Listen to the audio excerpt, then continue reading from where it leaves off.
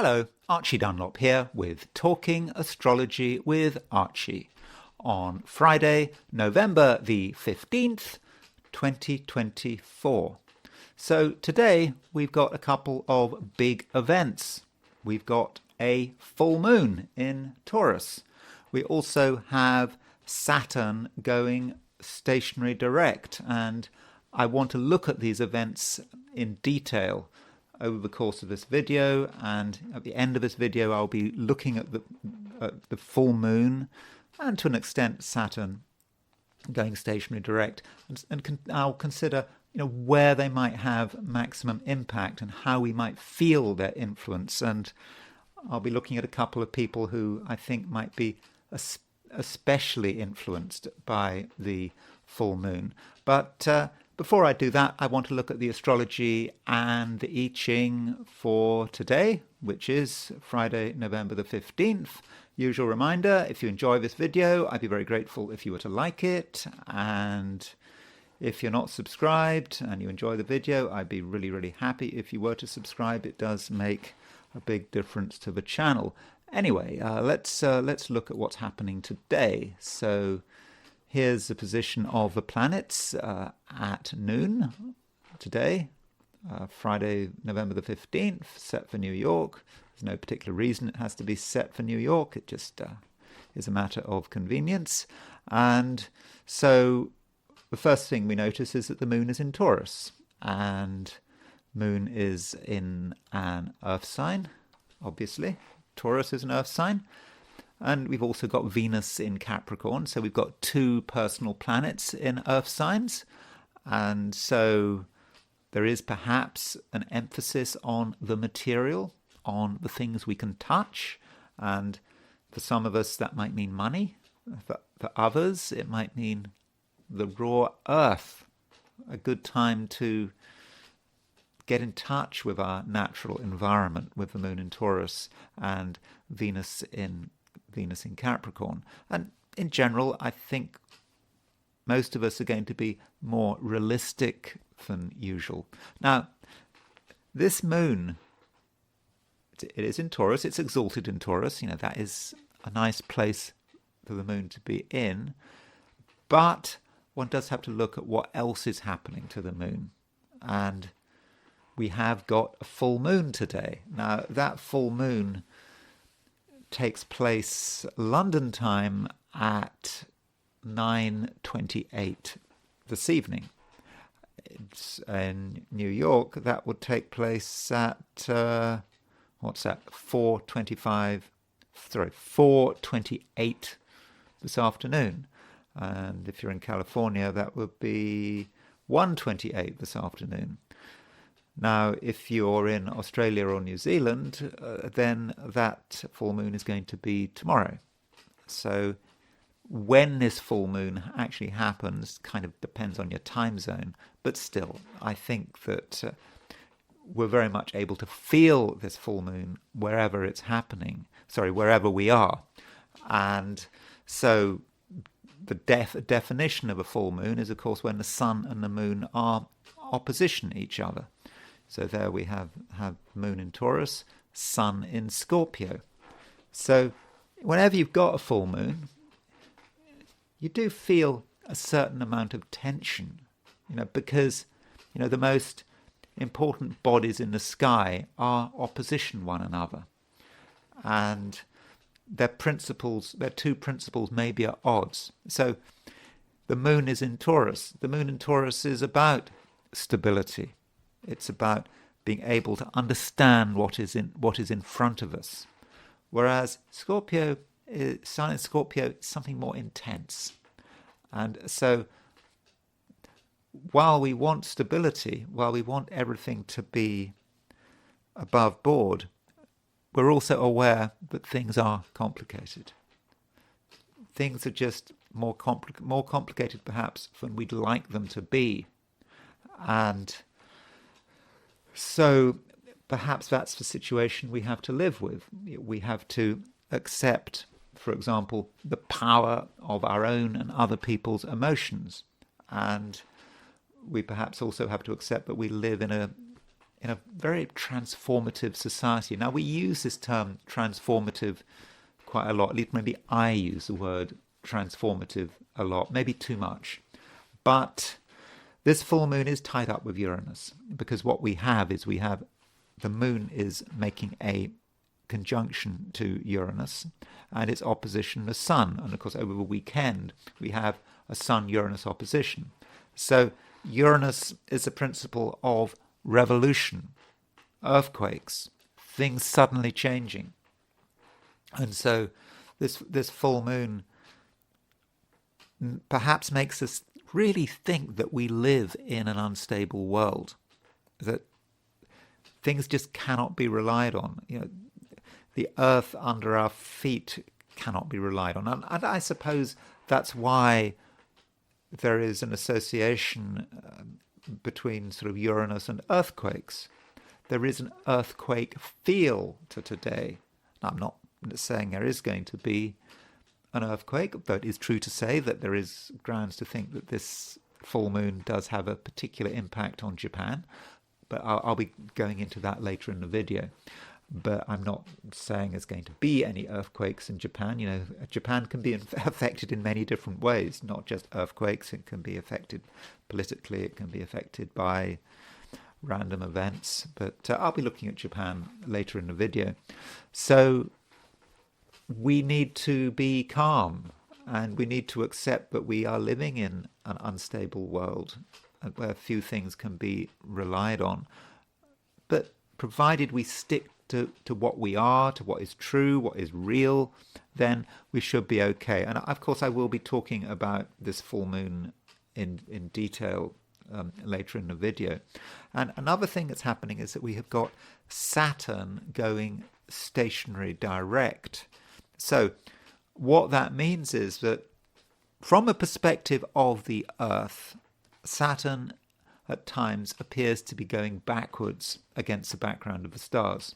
Now, in a way, this is a bit of an illusion, because heliocentrically, if you put the sun at the center of the solar system, Saturn never goes backwards. It just sort of goes around the sun at a sort of fairly constant pace. And so what does it mean when Saturn is stationary? It is an important point. I mean, it means that many of us perhaps feel that we are at a standstill. We can sort of contemplate the world, and we can see that things are happening, and we perhaps have the time to just be able to stop the clock for a split second, but we can.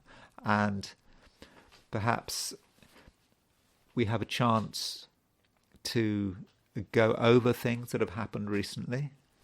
And maybe it's felt that over the last few months that things have been going a little bit backwards, that the world has been on pause, going back over old material, and now Saturn is going stationary direct. We're now slowly starting to move into the unknown. And we do have to consider what the state of Saturn is when it is stationary direct, because it is absolutely still. Remember, I think it's the astrology. I think it was Stephen Arroyo. I keep using this example because I can't find a better example to illustrate stationary retrograde and stationary direct. But I think it was Stephen Arroyo who gave the example of a candle flame, and you can pass your finger through a candle flame, and you won't get burnt. And it'll be fine. We can just do that. But that would be the situation where the planets are moving freely. They just move through a candle flame and they move on. When you've got a stationary direct or stationary retrograde, it's like your finger stopping in the candle flame. And of course, if you do that, this innocuous candle, you'll get horrific burns on your finger. So there is something very intense about a planet coming to a standstill. And you have to really consider the state of the planet. And, I like to use midpoints. And I would look at the midpoints that Saturn is exactly on when it goes stationary, direct. It is on the Uranus Aries midpoint within a couple of minutes. So here's the Aries point, and here is Uranus, and so the Uranus Aries point is at around 27 Aries. So in other words, Saturn is semi-square the Uranus Aries point. And so Uranus Aries as a principle is about revolution, and it's about big change, because Aries represents the world. And Uranus, of course, represents earthquakes, revolutions, and so forth. And so with Saturn semi-square Uranus Aries, there is perhaps a fear of change, maybe even a terror of change, and perhaps the powers that be doing everything they can to stop change, because they can see change, but they don't want change. And it is a point of real drama, really, and where we're trying to avoid the drama. People seem to be wanting a quiet life. It's almost like with Saturn going stationary direct, people are terrified of the future. The past might have been imperfect, but it's better than the present, and that's how a lot of people might feel. But some things aren't going to change, and some things can't be stopped. But I'll be looking at that towards the end of the video. And really, there isn't much else to report. The moon is making, I've said the moon is conjunct Uranus, the full moon, and the moon is making a sextile to Saturn very, very widely. But that's kind of something from the past. So the moon's main aspect is a conjunction to Uranus, and I do think that is going to colour the day. Now, that is the position of the planets at noon in New York. So let's look at the positions of the planets at noon in Sydney, Australia, just to illustrate to you that there are time zones, and the time zone of Sydney, Australia, is very different from the time zone of New York. And so the moon at noon Sydney, Australia, is at 11 degrees Taurus. So if you are in Sydney, Australia, or you're in New Zealand, or you're in Eastern Asia, you may not feel the full blast of a full moon until tomorrow. And also, that moon sextile Saturn is actually pretty close at noon your time. So moon sextile Saturn is quite nice, it's quite stabilizing, it's quite comforting. So I would guess that if you're in Sydney, Australia, or you're in New Zealand or Eastern Asia, today may not be as dramatic as it is compared to, say, if you're in the Americas. But one doesn't want to be over dramatic. One doesn't want to be melodramatic. Wherever you are. I mean, most people are just probably going to have a quiet day, and nothing too over the top is going to happen. Now, turning to the heliocentric positions. So remember that in the heliocentric chart, things don't go backwards. So when we look at Saturn heliocentrically, then it's always going forward. It's always going around the sun in the same direction. So here's the heliocentric picture. Now, I said that the sun geocentrically is making an opposition to Uranus. That can be described heliocentrically as the Earth making a conjunction to Uranus. And in a way, that's more descriptive, because we don't live on the sun, we live on the Earth. And so heliocentrically, the Earth making a conjunction to Uranus, that may just give us this feeling that drama is somewhat in the offing, that things are getting more complicated, more difficult, things are perhaps getting a bit more crazy. I suppose if you're in the Americas, you're having great fun looking at Trump's cabinet picks. I think with Trump's cabinet picks, I think there's a little bit of an element of trolling there, isn't there? I mean, I suppose Trump's a Gemini, upsetting the establishment with his cabinet picks, and maybe quite amusing for him. But anyway, we have got Earth conjunct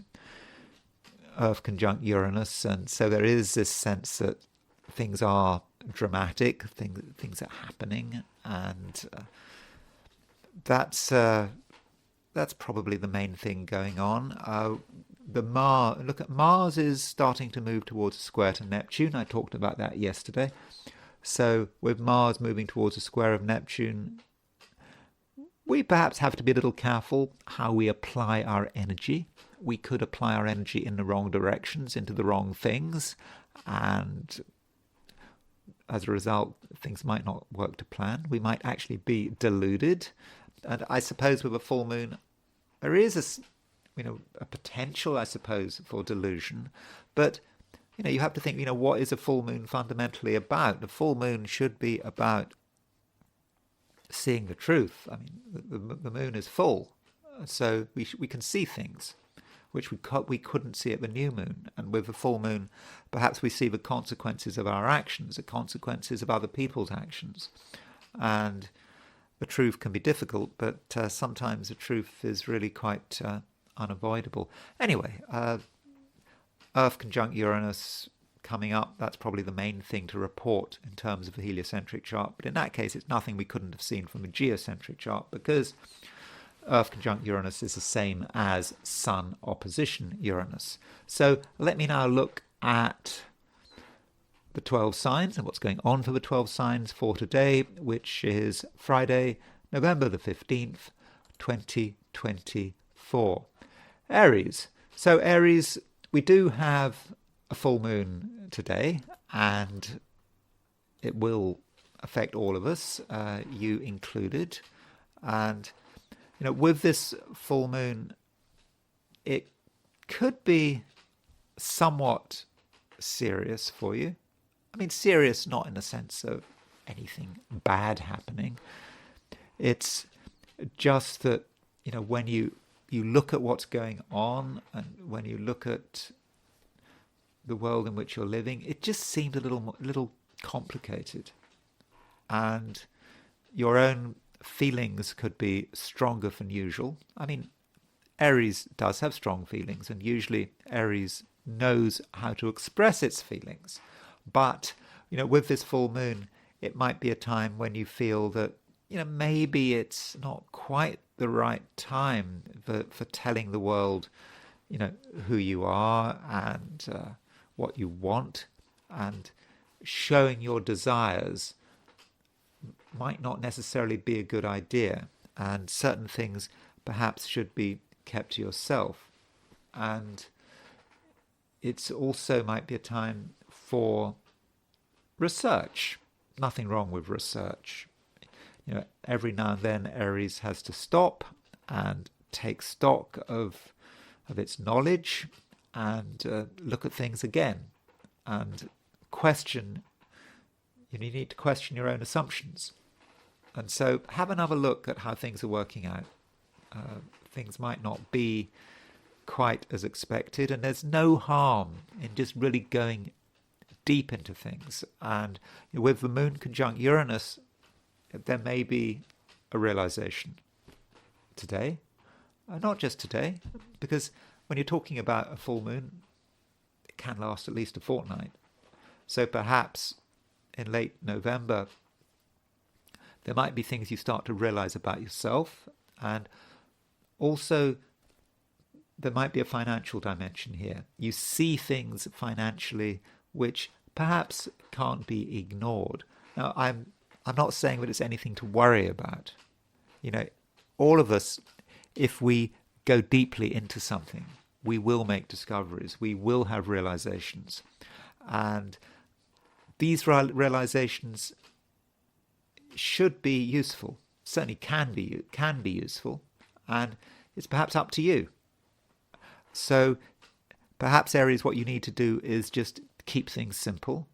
Sure, go deeply into things. Sure, deal with things which are complicated, but try to simplify it all, and perhaps try to understand what actions are required. And by taking timely action, Aries, you may be able to go a long way towards stabilizing things. And perhaps that means stabilizing your own finances. So don't be afraid of that. And I know with Aries that very often money is not an issue you really want to bother with. You know, you have got more important things to do. But just do not ignore the financial dimension, and don't overcomplicate things. Now, on a lighter note, Aries, I do actually think that you are able to express yourself pretty well, and you're able to communicate well. The words will come tumbling out, and provided you keep it light and you avoid things that are too heavy, I think things should be fine. So that means what I'm really saying here is there may be some serious, intense, even heavy things going on today, but perhaps that's a private matter. I don't think you need to talk about them. But there are other things of a lighter nature which are not particularly serious, which you can talk about them. You will have the gift of the gab. You'll be able to talk about lots of different things, and people will find you interesting. I mean, you don't forget Mars is in Leo, and it's still in Leo. Still, it hasn't gone retrograde. So there's a sense in which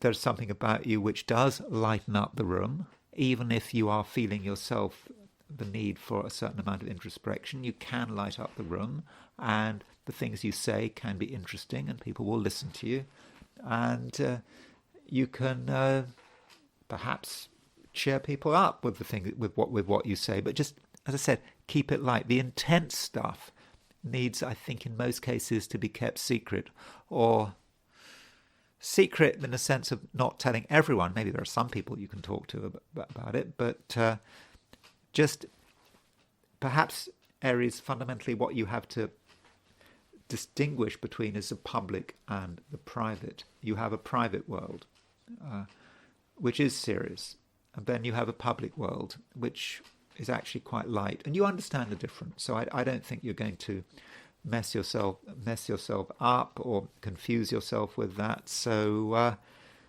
just get the balance right, and I think, Aries, you'll be fine. Taurus, the full moon hits the main axis of your chart, because we have got the moon in Taurus opposition the sun in Scorpio. And so, every year there is a full moon in Taurus, so it's not a super unusual event. I think in some years you can actually have two full moons in Taurus. I suppose if you had a full moon right at the beginning of the sign, and then you could have a full moon right at the end of the sign, back to back almost. I mean, it could happen, but anyway, this year there's only one full moon. As most years, there's only going to be one full moon, and so moon in Taurus. That's nice. That represents you, perhaps, and the moon is making a conjunction to Uranus, and perhaps this full moon will remind you of the fact that the moon is in Uranus, that the Uranus is in Taurus. So Uranus has been moving through your sign for some years, and what Uranus moving through your sign is about is maybe shaking things up. Uranus is making you reconsider things, to sort of contemplate dramatic change, to realize that things can't be the same day in, day out. Sometimes you have to make some big shifts. And with this moon conjunct Uranus, opposition the sun, in other words, with a full moon conjunct Uranus, there is a reminder here that you cannot be complacent, that you can't assume that everything is going to stay the same forever. So what do you do in this situation? Well, you might kind of see it in a sort of spiritual sense. I mean, I don't know what you believe in, but if you believed in sort of a higher self, for example, a part of yourself which is immortal, which sort of moves maybe from incarnation to incarnation, perhaps. But this part of yourself that is immortal perhaps doesn't care too much about what happens down here on Earth. The dramas down here on Earth, and so what perhaps you're being asked to do is embrace change. That's what you can do. And if you embrace change, you're unlikely to be surprised. However, if you refuse to embrace change, it could be said that you are standing in the way of your own destiny. So you might then find yourself in a situation where your higher self wants to intervene. Oh, that sounds a bit glib, doesn't it? But if you ignore something, if you pretend something doesn't happen, it will happen anyway, but it will happen in a way that you're not in control of. So you, perhaps with this moon conjunct Uranus, you should be making things happen. I mean, not just anything, but just something seems to have been developing, and it's now time to create the shift. So that's something you can do and start. You can think about doing. It's not necessarily something you have to do today, but just think about this full moon, and its impact can last a couple of weeks. Uranus is still going to be in Taurus. Uranus will be in Taurus for quite a lot longer. I forget precisely when it moves into Gemini. It moves into Gemini pretty soon, certainly by 2026. Uranus will be out of Taurus. But this full moon is also potentially about relationships and the people in your life, and perhaps you shouldn't make assumptions about relationships.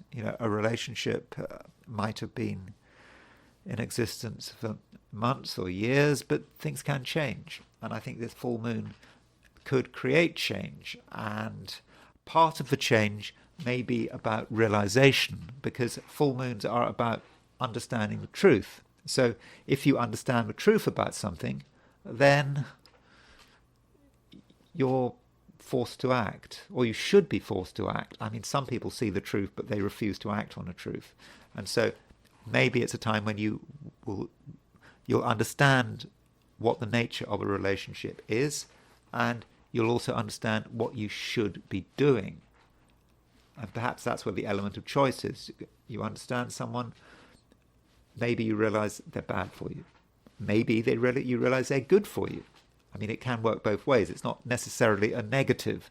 So, do consider the various relationships around you, and some of them may need to be changed, maybe changed quite substantially. And it is a time, Taurus, when you can see people for what they really are, and you do have to think about your priorities. And as a Taurus, perhaps at the moment your priority is to get the balance right between change and stability.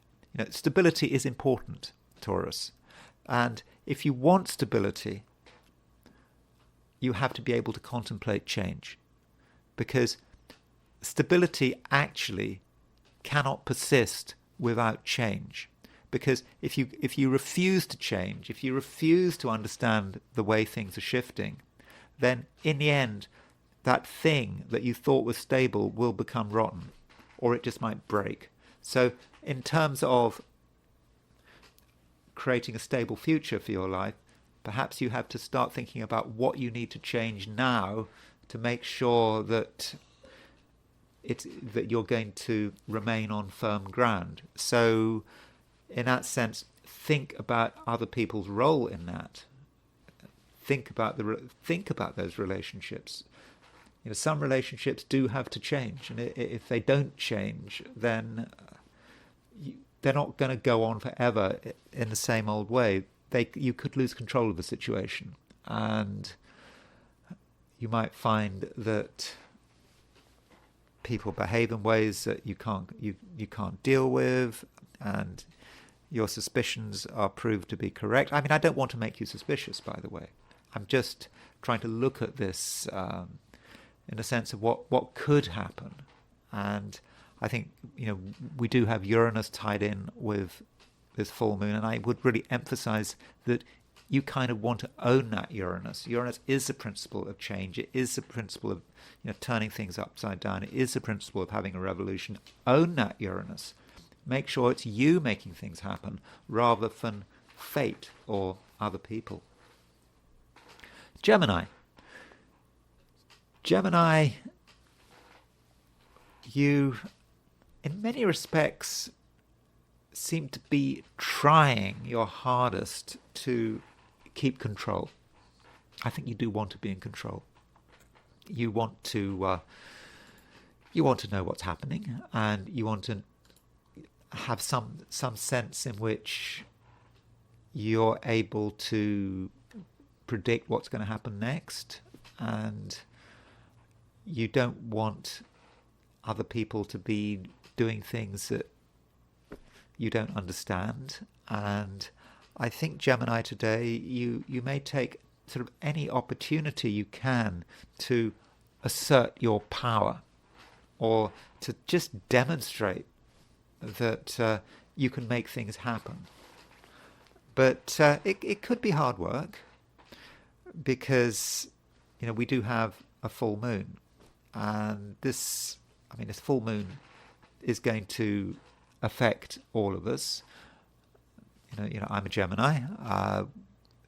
With this full moon, you may feel that however hard you want to be in control, it is difficult, and there may be things that you're holding back, you'd like to express, but the question is, how far do you go? And is it really worth the effort trying to be in control? Because I suppose the problem is, if you're trying to assert yourself at the moment, you may not be as effective as you'd like to be, particularly if you do it in a very public way. I just think that in that situation, it just might backfire. And it might be better, Gemini, with this full moon in Taurus, if you took a more roundabout approach. Try to be subtle. Just because you think something, just because you want something, doesn't mean that everyone has to know about it. There are some things that you can keep to yourself, and you can take the time to really understand what is happening. And in your private world, there is this conjunction between Moon and Uranus. In your private world, you might have some realizations.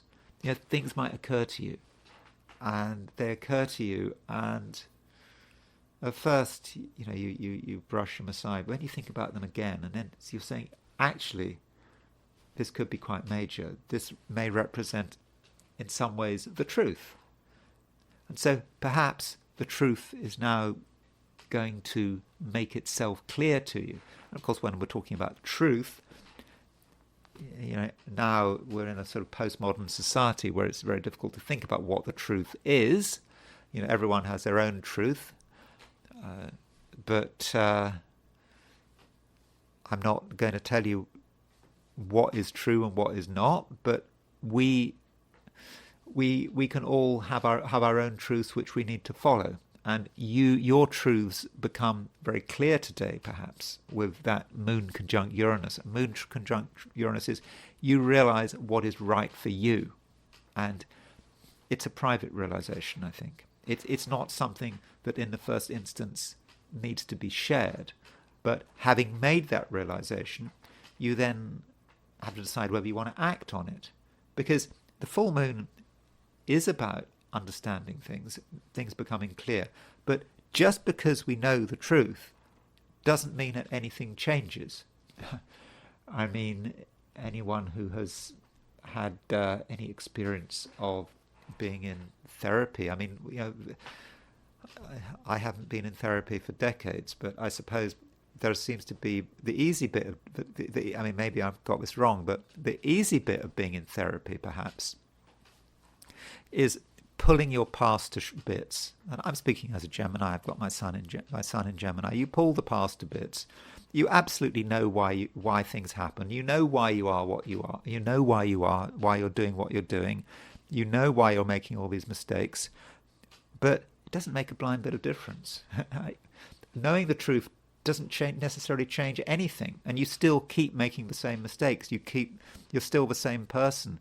Nothing changes. And I think that is a problem with therapy. So understanding the truth is not in itself a panacea, but I suppose it's a very minimum. And so perhaps the challenge here is you need to sort of understand the truth about yourself and then find a way of acting on it. And in terms of acting on it, I suppose you could say that what's needed with this full moon is you understand something, perhaps at an unconscious level, and then the challenge is to put it into practice in terms of just organizing your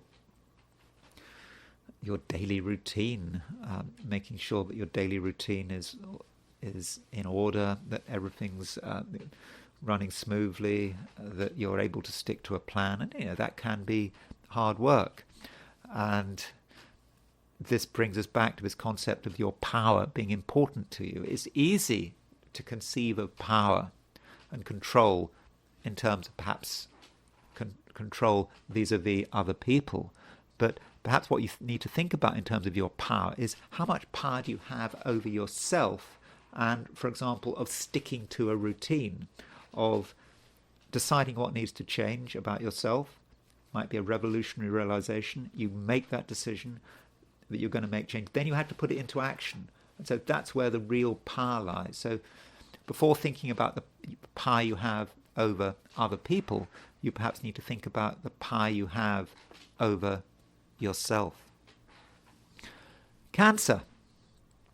So Cancer, there is a full moon today. Okay, it could be tomorrow if you're in Asia or Australia or New Zealand, but today or tomorrow we've got a full moon. And for Cancerians, full moons are important. Cancer is a very sort of lunar sign, and so the lunar cycle does matter to you. And so with this full moon, there may be a sense, at least to begin with, that you're perhaps being pulled one way, pulled the other way. Do you take this stance or do you take another stance?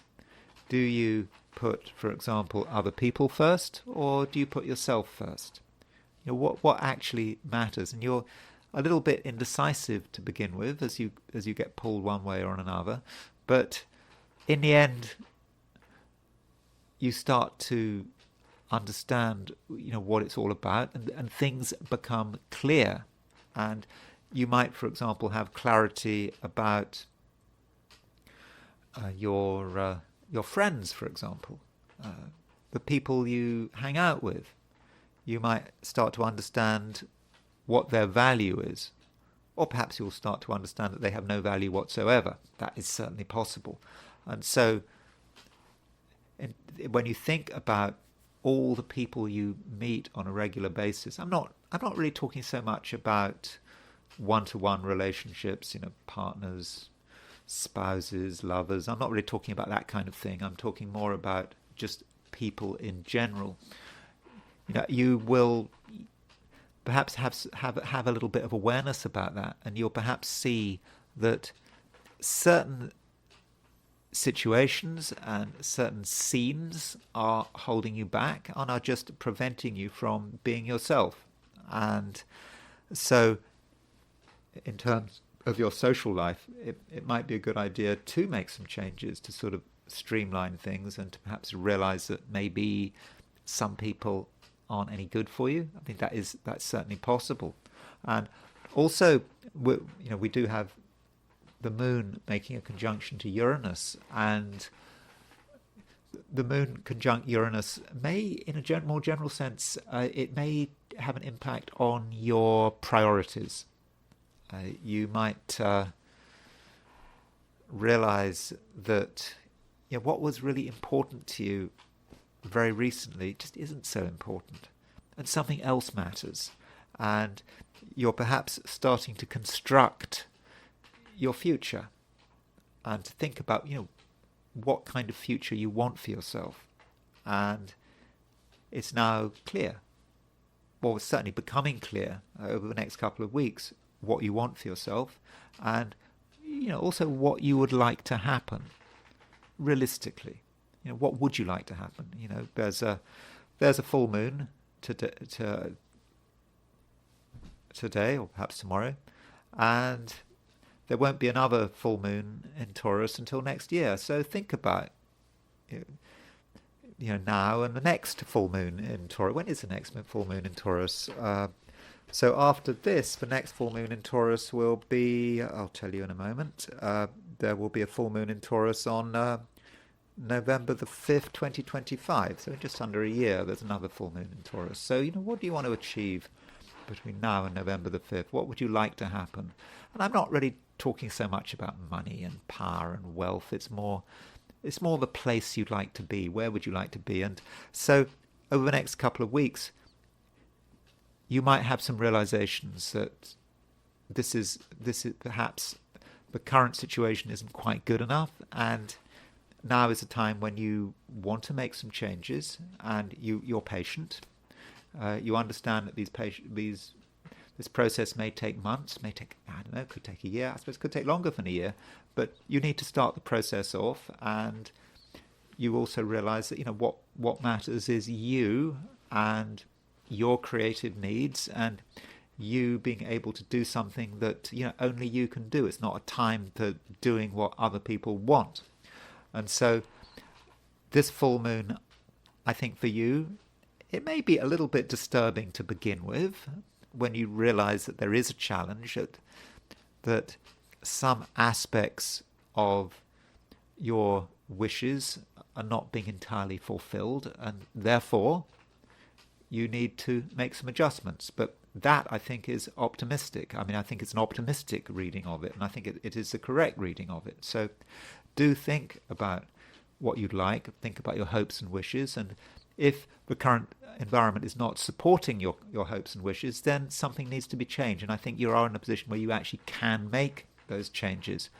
I should also point out that Saturn is going stationary direct, and Saturn may represent another person, a particular person in your life who maybe over the last few months has been a little bit uncertain of themselves, just a little bit unsure.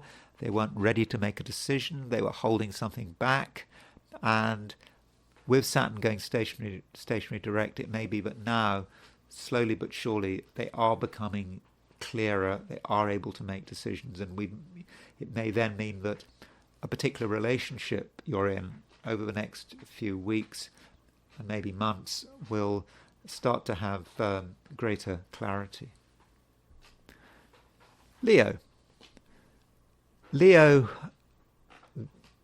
I'm very much focusing on the full moon in my readings for the 12 signs, and the full moon is important to you. It's important to everyone, but it affects you in a particular way, and the full moon is in Taurus. So we've got the moon in Taurus, we've got the sun in Scorpio. So with the moon in Taurus, you are, in many respects, thinking about, what you want to achieve. This tends to happen, every time we have a full moon in Taurus at this time of year. It is about what you want to achieve, what you're hoping for, and this full moon is conjunct Uranus, and so it is a time, Leo, when you do need to be ambitious, and you perhaps have to ask, is the environment supporting you sufficiently? Are you able to sort of assert yourself and establish your identity as much as you would like? And if you're not able to do this, then you may feel that you have to make something happen. Moon conjunct Uranus can be about dramatically imposing your presence. And so that sounds simple, and I think it's something that Leo can do. But it is a full moon. And so a full moon often represents a challenge. And we've got the moon in Taurus, opposition the sun in Scorpio. And of course the sun is, in some respects, it is you, because the sun is your ruler. And so we perhaps get the image here, Leo, of you wanting to be comfortable. You having a side to yourself that just wants to perhaps be in one place, just to maybe not worry about all of the chaos going around you, just being secure, and perhaps not actually wanting to be ambitious, not wanting to think about what needs to be done, what the pressures of the outside world actually are. But you have to accept this dichotomy. There is a dichotomy of wanting security, but knowing that security on its own isn't enough, that you actually have to push forward. And so it is difficult. But if you stay in one place and you don't interact with what's going on around you, if you don't assert yourself in a public sense, then in a way you're not giving yourself lasting security. You are you're just cutting yourself off. But on the other hand, if you try too hard to make your presence felt, then you might also feel cut off. So you can see the contradiction here, or the apparent contradiction. So, what you have to do, Leo, and I'm not going to tell you what to do, but you kind of got to work out what the challenge is for yourself. But what you kind of have to do is you have to be ambitious, but making sure that as you are ambitious, you always think about what is important. So in terms of like an architectural analogy, I mean, I don't know anything about architecture or building houses or buildings or whatever, but I suppose you need to think about it like this. The house needs to be built, the building needs to be built, but the higher it goes, the deeper the foundations have to be. So you have to work at two levels. As you progress, as you start to embrace whatever you want to do, whatever your ambitions are, then you have to just make sure that you put the same energy as you put into your ambitions into building your foundations, and just get it right. Now, when I'm talking about ambitions, I'm not necessarily talking about material ambitions. I'm not necessarily talking about money or jobs or whatever. I'm just talking about whatever you are trying to be, whatever you're trying to move to. And I think all of us have ambitions. It doesn't matter where we are in life. We have ambitions, And, sometimes these ambitions can go beyond life. I suppose we can have spiritual ambitions, ambitions that go beyond life and death. I mean, that is absolutely possible. So I think that's perhaps how the full moon should be managed. And also with the moon conjunct Uranus, it's absolutely possible that your ambitions for the future might change. You might think that you were absolutely sure that you knew what you wanted, and then everything changes. And if you have a job, for example, you might reevaluate this job. You might thought this job was fine, and you actually realize you want to do something else. So that is possible. Or if you're in a job, you might want to bring about changes in what you do in that job. Or maybe those changes will be imposed upon you. I mean, that is a way in which it can work. But just be aware of all of this. Just be aware that the full moon is demanding change from you, but it's also demanding that you have a balance, that you're able to create a balance between security and ambition. Because if you get it right, security and ambition can actually support each other. Virgo, there is, as you know, a full moon. I've been telling everyone there's a full moon. I think by now you know there is a full moon. I'm not saying that this full moon for sure has to have a huge impact on you. I mean, I think that some signs are going to be more affected by the full moon than others. I think that Virgo, on balance, is probably going to be less affected. I think that the full moon will perhaps focus on what you know and what you don't know. With this full moon, it might occur to you that there are some things that you just know nothing about, and that might bother you. But there's no shame in realizing that there is something you know nothing about, and there's always something you could know about. I mean, you don't know everything.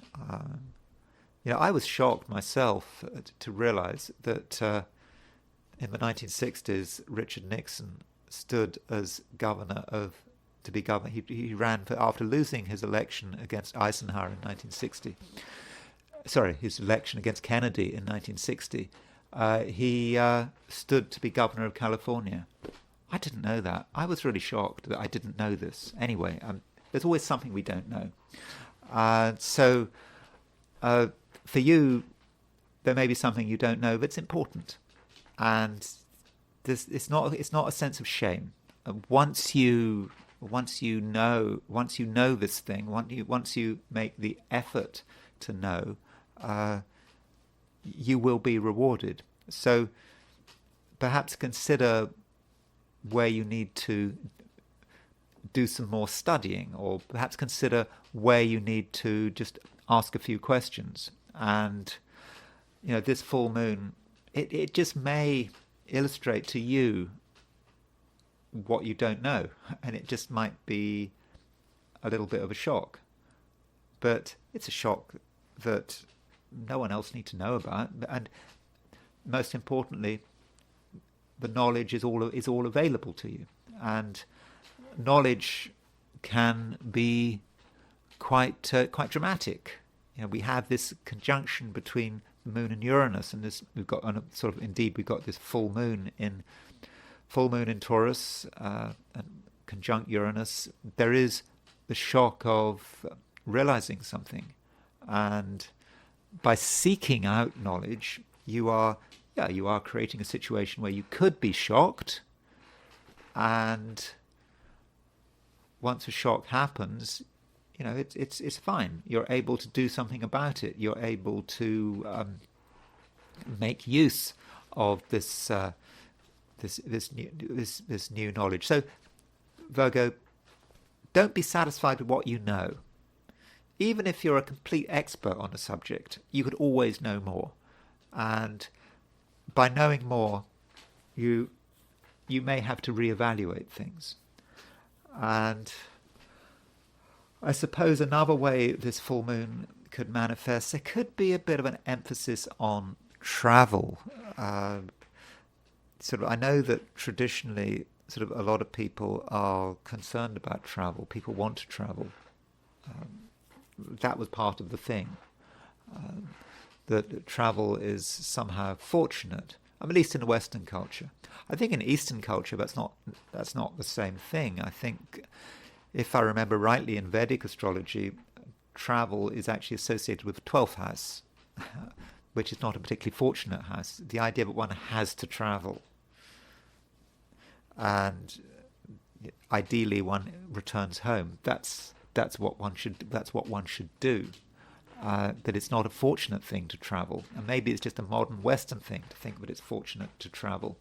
But anyway, I don't encourage travel. I don't think physical travel for the sake of it, is not necessarily as useful as it sounds. I do kind of go for that view that a little bit of travel can narrow the mind. I do believe that's the case, because a little bit of travel just confirms one's own prejudices. I think that is actually possible. But still, I think some Virgos at least, may have the urge to travel and to go to a different place, to book a holiday, to book a plane ticket.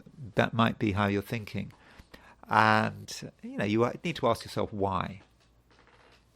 And it just may be that the reason you want to travel is because there's just something missing in your life, perhaps. And maybe you can find whatever's missing by not by just simply doing some studying, doing some talking. Like what I was saying, there's always something you don't know about. And you can be amazed at home just as much as you can be amazed by going to the other side of the world. But still, I suppose I'm being judgmental here. If travel's important to you, and you're the kind of person that likes traveling, then I think there are going to be potentially opportunities to travel, opportunities to do things that are different. And I think also with the full moon, if you are traveling over the next couple of weeks, then this full moon conjunct Uranus could represent fairly dramatic events. You might think that travel is something quite trivial. You know how it's all going to work out. You've booked everything. But actually, when you actually do it, things happen that maybe you weren't expecting. Could be good, could be bad. A good event, I suppose, could be just about realization. And realization with full moons is, always something to consider. And don't forget your spirituality. This full moon for you, Virgo, could actually be very spiritual. So forget potentially all this global traveling that I've been talking about that may or may not be relevant to you. Think about what you believe in and your relationship to whatever it is that you believe in, because that relationship could change. You may have an insight. You may actually feel that something is talking to you with moon conjunct Uranus. Now, it could just be your unconscious mind chattering away, but it alternatively could be that there is something higher than yourself that is trying to show you the way forward. So, do be open to that possibility. Libra. So, Libra, it's a day that may be a little bit complicated. We have a full moon, and this full moon is in Taurus, and this full moon may be asking you to consider things which are maybe outside your normal experience, and at the same time, they're not things that can be easily discussed. You might like to discuss them. You might like to see, what other people are doing, what other people are thinking. But some things are just best kept to yourself. And so on your own, it may be a time of sort of inner exploration and being prepared to look at things which in the past you'd shied away from. That can be a sort of a Libran approach. Librans perhaps at times can be happiest when they're operating on the surface and not having to get too deeply into things. But I think with this full moon, you're perhaps being asked to shine light on various things in your life which perhaps in the past you had perhaps ignored. I suppose it's perhaps, I don't know, getting a torch or, the torch on your mobile phone, metaphorically, and looking under your psychological floorboards to see what's under those floorboards. There are things that haven't been looked at for ages. How have they changed, and what impact does this have?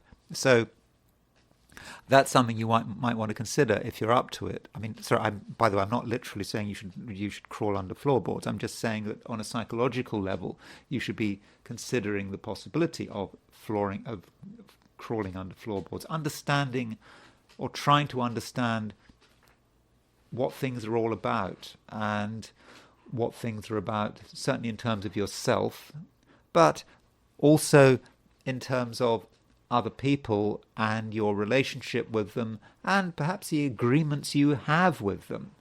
And this full moon may be about money, but I'm talking about complicated money, the kind of complicated money that may be tied up with agreements, contracts, legacies, and you need to know how things are. It's easy to just ignore the small print, to think that it doesn't concern you, but at some stage it might concern you.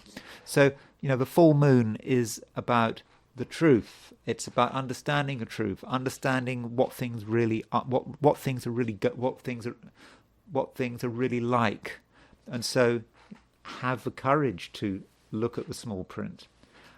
You maybe have made assumptions, and you thought everything was fine, but you didn't really want to get into detail. But now maybe, Libra, it is time to get into the detail. And I'm not just talking about today. I'm talking perhaps over the next fortnight until the new moon. So, don't be afraid. And it is better to know the truth than to just be in a state of ignorance. Might not feel like it, but you shouldn't be in denial. And also, the quicker you find out about things, the better for yourself, and perhaps better for everyone else as well. But I'm not trying to scare you. At all. I'm just creating a possibility, and it may be it's not relevant to you, but it just is important, Libra, to do your own research and to ask questions. Ask questions of yourself. I mean, you don't necessarily have to ask questions of other people, but ask questions of yourself and see what you can do to discover the answers. And in terms of your own emotions, I think that your emotions are quite strong at the moment. I think you're feeling, in a way, quite present emotionally, and you're quite aware of what is happening, and you can pick up on things pretty easily. And so that might be something that is informing you as you go on, as you go through the day, and perhaps as you go through the fortnight. Now, you may feel at some stage that action has to take place. That particularly if you realize something, you might think, well, this is it. You need to do something about it. But in terms of actual making things happen, in terms of taking the initiative, then it may be a sense of something having to be delayed. So, whatever's happening today, you may feel you want to do something, but actually the environment isn't good enough. The time isn't right. People just aren't in the right frame of mind. Maybe you're not really in the right frame of mind either, if you're honest with yourself. And so something perhaps has to be put on hold. You might not want to put it on hold, but if you were to sort of blast forward today, if you were to take a big initiative today, I think it just wouldn't work out. I don't think it would fail in any dramatic way. There just wouldn't be the support. And you might not have the motivation either. So, Libra, it just might be a good idea to just put things on hold. And, in a general sense, going back to sort of the financial side of things, it is about it's about discovering the truth. It's about seeing things for what they really are. And that should always be welcomed. And, at the moment, with Venus in Capricorn, I think that, many Librans, security is important. And if you want to be secure, then it matters that you have as much information as possible. You don't want anything to be hidden from you. You don't want surprises. And you particularly don't want surprises, for example, of a financial nature. So the more you discover now, and the more realistic you are, and the more you're prepared to confront the truth, I think the better it will be. Scorpio. We have a full moon, and this full moon has a direct impact on you. I mean, we have the moon in Taurus, we have the sun in Scorpio. So we can say that this full moon is on the main axis of your chart. Sun in Scorpio, opposition moon in Taurus. So one aspect of this full moon might be about relationships and how you connect with other people and sort of what impact you have. Now, with the sun in Scorpio, which is in mutual reception to Mars, I do think that in most cases you're in a pretty strong position. I think you tend to have the power. And maybe, Scorpio, you have more power than you realize. You might think that it's a difficult world. You might think that people have the advantage. But I think if you're honest with yourself, at the moment, certainly until, November, the 22nd, when the sun moves into Sagittarius, until then, I think you are largely in control. And that certainly has an impact on other people and how you occur to them. And try to look at yourself from another person's perspective. And I think you might find that people have more respect for you than you realize. And in certain cases, actually, Scorpio, they may have a certain fear of you. They may regard you as being a serious person who they can't take for granted. And this may have, they can't take, they certainly can't, Scorpios can never be taken for granted, can they? But it may be that their behavior is a little bit cautious around you because you are emanating a certain amount of power. And this might have an impact on relationships. And I think in many cases, you perhaps need to make a special effort to put people at their ease. Because, I think some people are nervous.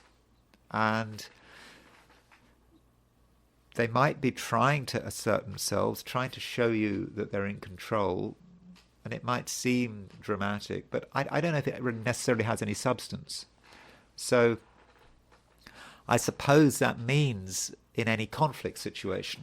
So, sometimes you are in a conflict situation where you and someone else are trying to get the better of each other. in that kind of situation, I suspect that you hold most of the cards. So if you have a rival, someone you're trying to get the better of, I think if you handle it right, I think that you'll be successful. And it's just important to be calm. And if someone is dramatic, we've got Moon conjunct Uranus. Moon conjunct Uranus may represent another person trying to make a big show. If someone is dramatic, I'm not sure they're going to be able to see it through, and it just may just fizzle out.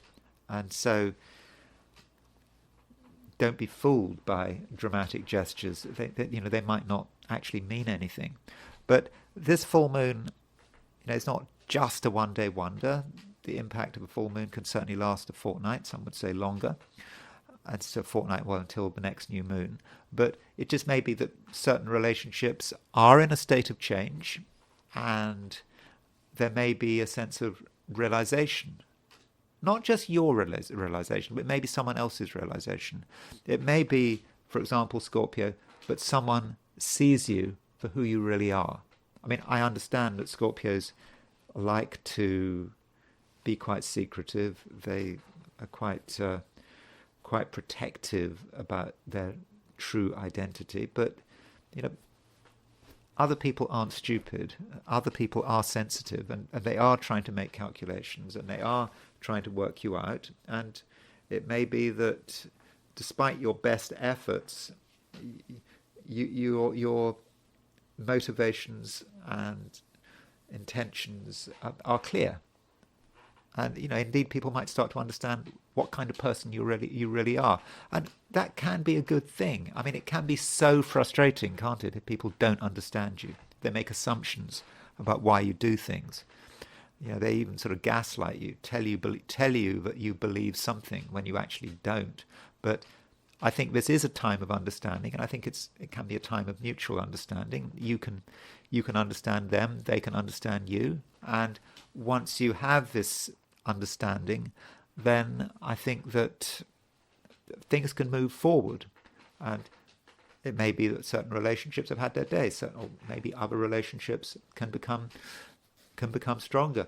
And I think that you're going to be helped by the fact that your ability to talk is actually going to be relatively good at the moment. So if you reach a point of standstill, you feel that things aren't moving, just by saying something, you don't have to talk, garbage. You don't have to just say the first thing that comes into your head.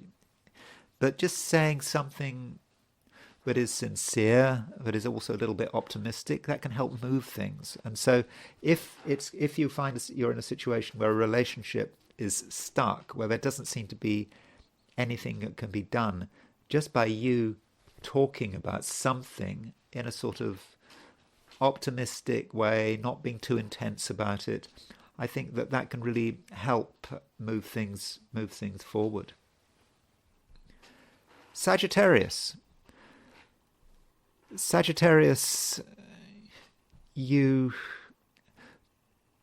possibly feel that things are maybe a little bit chaotic.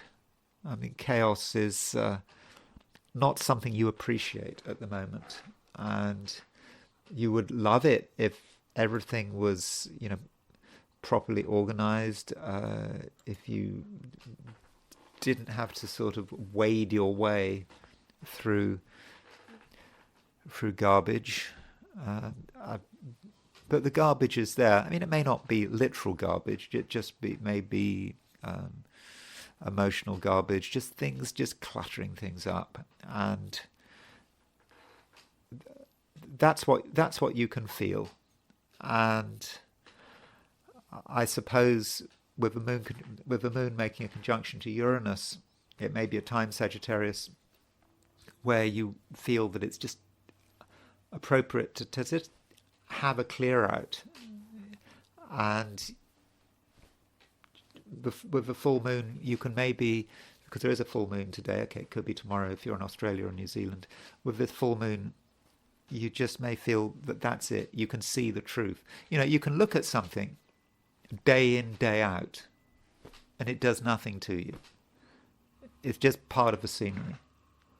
Then suddenly one day you look at it again and it shocks you. It might even disgust you. I mean, that is possible, like it had never done before. And once that feeling of shock or disgust crosses you, once it hits you, then Sagittarius, you have to take immediate action. You have to do something about it straight away. And maybe that's what this full moon is about. Just seeing that this is no longer any good, and it all has to be moved. And today, in general, you're able to make an impact. So if you feel that something really has to be done, then Sagittarius, I'm pretty confident that you just can go and do it. I think you'll just want to do it. You'll feel that it's the right thing to do, and I think the force of your personality will be sufficient. You will get things done. And I should also point out that Saturn is going stationary direct, and Saturn is moving through Pisces, and Saturn is in a part of your chart that's often connected with the home. And so this perhaps links with what I was talking about in terms of clutter and garbage, and perhaps what disgusts you, what you don't like. And perhaps after a few months of sort of thought and accepting things, you now see things clearly, and then perhaps you start to see things clearly about your home that maybe you don't like, that you'd been ignoring recently. But now, Sagittarius, with Saturn going stationary direct, you want to really deal with the matter, and you feel that whatever perhaps has been holding you back in your home, whatever has been unsatisfactory about your home, can in some ways be changed. And I think that is something that you can very much do. Capricorn, Saturn is your ruler, and I mentioned yesterday that Saturn is about to go stationary direct, and today Saturn does indeed go stationary direct. That means that Saturn is at a standstill, and with Saturn at a standstill, I think that Capricorn, you start to see things. Everything has been slowing down. Okay, things might have been very dramatic out there in the wider world, but things have been slowing down in a subjective way. And now it's clear. You just have this moment of clarity, and you just understand. And because you understand, you're in a position to do something about it. And the process of understanding is helped by the fact that there is a full moon today. And okay, it could be tomorrow if you're in Australia or New Zealand, but the full moon is, you've got moon in Taurus, opposition sun in Scorpio, and the full moon gives you an understanding of perhaps where the balance should lie. Perhaps there's been too much emphasis on maybe certain other people. Maybe some people have been wasting your time, and you now realize this, and you now need to start thinking about what is important to you. And there is a conjunction also between the moon and Uranus. So this full moon is very much tied up with Uranus, and Uranus is quite a dramatic energy, connected with perhaps things being turned upside down, with maybe revolution. And there's something that you can do in your own way, which is actually quite revolutionary, which maybe can change everything. And it may well be connected with something that you're maybe able to create, or just something you're good at. And you perhaps had underplayed it in the past, you hadn't taken it too seriously, but now, perhaps with Moon conjunct Uranus, it's obvious. It's just obvious what you should be doing. And with the full moon, you may feel that you need to do something to perhaps get people to sit up and listen to you and to take you seriously, because there comes a point where you lose patience if you're being taken for granted. You can be taken for granted up to a point. You can allow people to mess you around, and you're very patient, very tolerant. There comes a point where you will not tolerate it anymore. And I think perhaps with this full moon, the movement is happening, and I think that overall, I think that you are becoming a lot more assertive. But I don't think that you necessarily need to upset anyone. I mean, don't forget, Venus is still moving through Capricorn. I mean, Venus is in early Capricorn. Venus stays in Capricorn, I think, until December the 7th or something like that. So with Venus in Capricorn, you can be very polite about it. You can gently explain to people how you want things to be. And I think in most cases, people will listen. In fact, you can perhaps sort of present people with more and more of yourself. You say one thing about yourself, you say one thing about your wants and your needs, they listen, they accept, you say something else, and you say something else, and all the while they become increasingly accepting, and in a way, in the end, Capricorn, you completely get your way. Aquarius, there is this connection between Capricorn and your sign, because you're both ruled by Saturn, and so that means you often experience similar things, not the same things, I would never say that, but Aquarius, your ruler is Saturn. Capricorn's ruler is, of course, Saturn as well. And today, Saturn goes stationary direct. Yes, Saturn is coming to a absolute standstill from the Earth's perspective. And so with Saturn stationary direct, you may feel that you've had months perhaps of contemplation, consideration, and you've been reworking things in your head. Certain things haven't been clear. You perhaps felt you had to go back and you weren't ready. But now Saturn is stationary. It feels like something's changed. You're ready for something, or you're almost ready for something, and recently you weren't ready at all.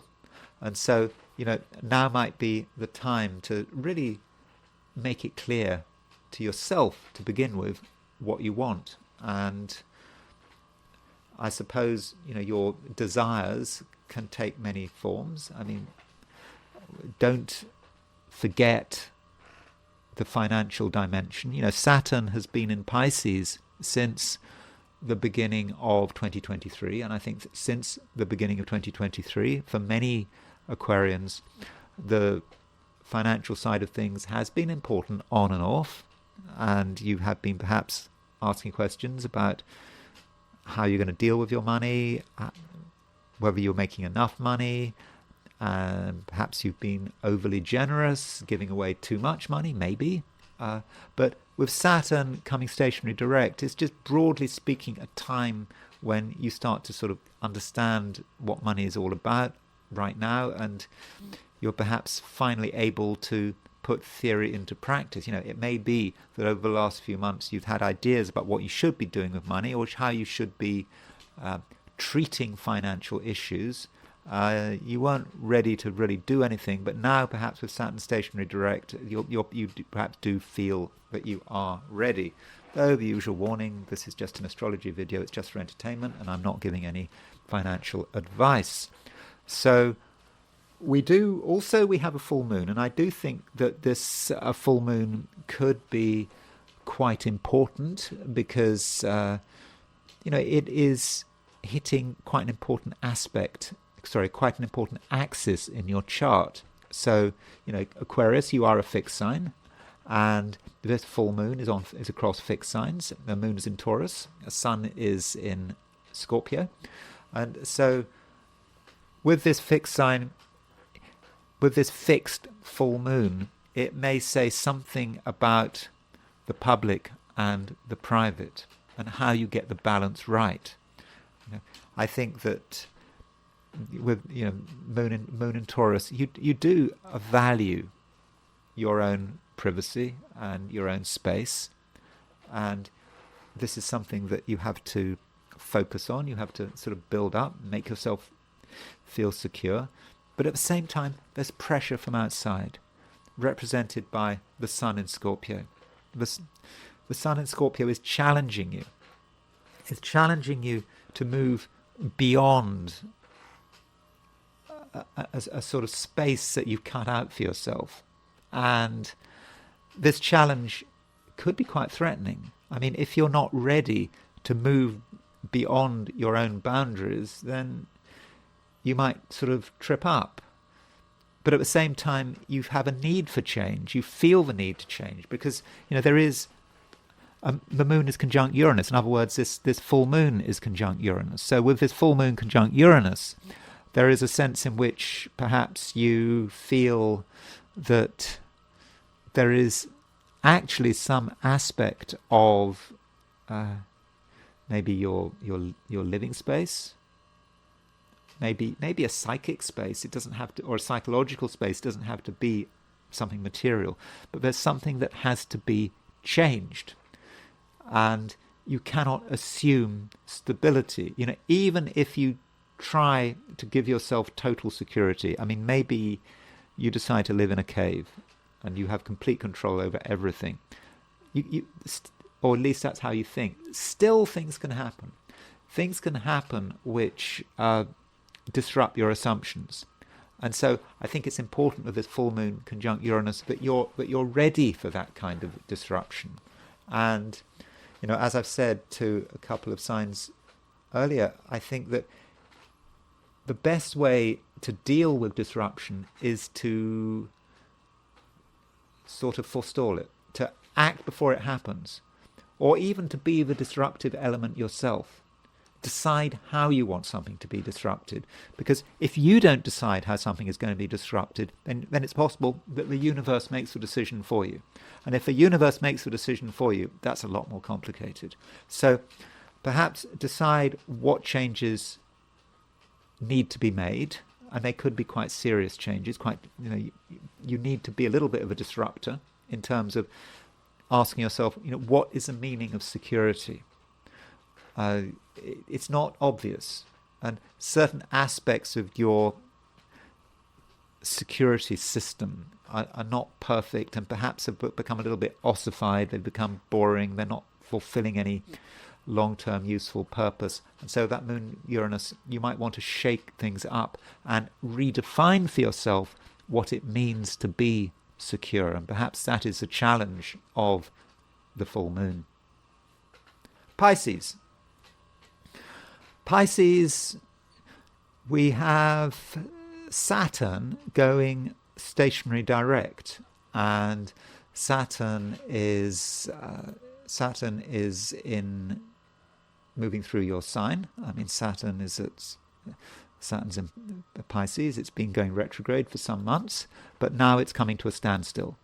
And so with Saturn coming to a standstill, I think that this is a time when you're thinking about yourself and what's important to you. You may have had some doubts over the last few months.